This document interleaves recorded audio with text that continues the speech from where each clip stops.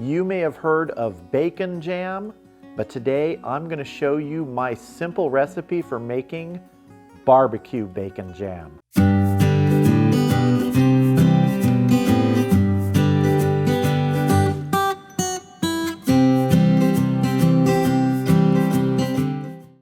All right, I've got my 12-inch nonstick skillet over medium-high heat, and to this I'm going to add half a pound of a hickory smoked bacon that's been chopped up. We're just going to fry this up until we get a nice crispness on it. Yeah, I know it's not going to be my preferred AFS, acceptable floppy state. This one you want it just a little bit crisper.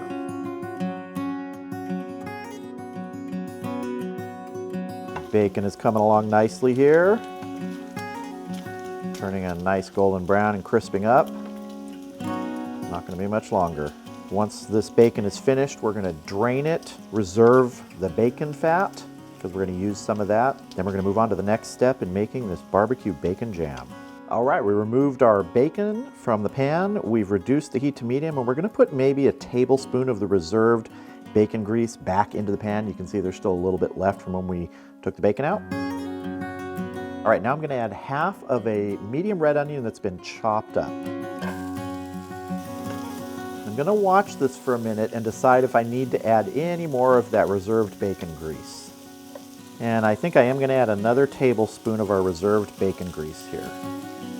Give this a good stir. Now I'm going to turn the heat down to just kind of a medium-low, a little bit more on the low side. And we're going to let these onions start to caramelize. And we want to make sure to stir this frequently.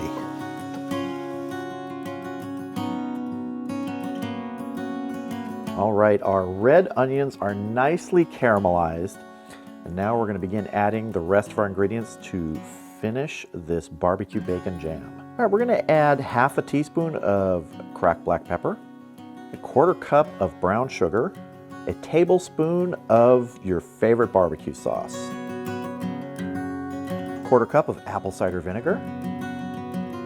We're going to add our bacon. We're going to mix this all together here. I want to bring our heat up so we can get to a simmer. This is all going to reduce, mix together, get nice and sticky and caramelly. And you want this bacon that's been crisped up to soften in the liquid in here.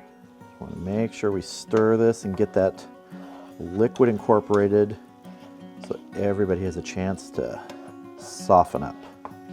Spread this out in here. All right, we've got a nice simmer going. We're going to turn our heat down to low.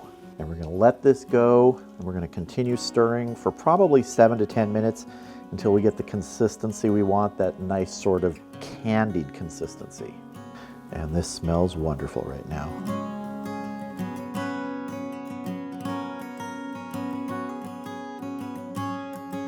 All right, our barbecue bacon jam is reducing nicely here, thickening up. And so what I want to do is get a little more moisture in there right now with some sweetness, so I'm adding 2 tablespoons of apple juice. We're going to bring our heat up just slightly for a few minutes. And once we get up to that simmer, we're going to reduce the heat again. And we've been going about 7 minutes here, so I'm thinking we're probably going to go another 8 to 10 minutes. All right, our barbecue bacon jam is done. I'm going to transfer this to a dish, let it cool for just a few minutes, and then we're going to have a taste. All right, here is our barbecue bacon jam. I didn't let it cool completely because I still wanted it a little warm for this taste test. I've got a few little pieces of toasted bread here, and let's get some of this barbecue bacon jam on them. It is just such a rich color. There we go. Barbecue bacon jam on toast. I'm ready to taste this.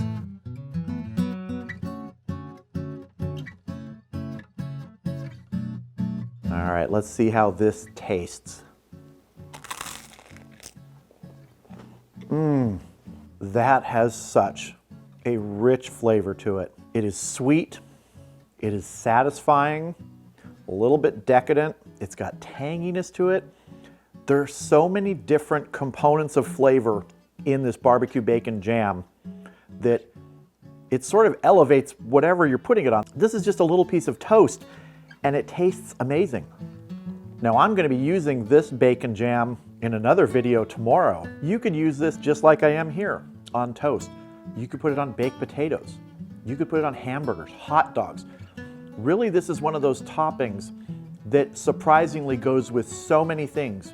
It has sweetness, it has tanginess, and you can change it up. You can make it a lot spicier, put some hot sauce in it. You can make it a lot sweeter, put a sweeter barbecue sauce in it. Whatever you do though, give it that time to really reduce and let all those flavors incorporate and just turn into this. This is an easy recipe that only takes a little bit of patience, a little bit of time. That was maybe an hour to make this. You can make a larger batch, a smaller batch.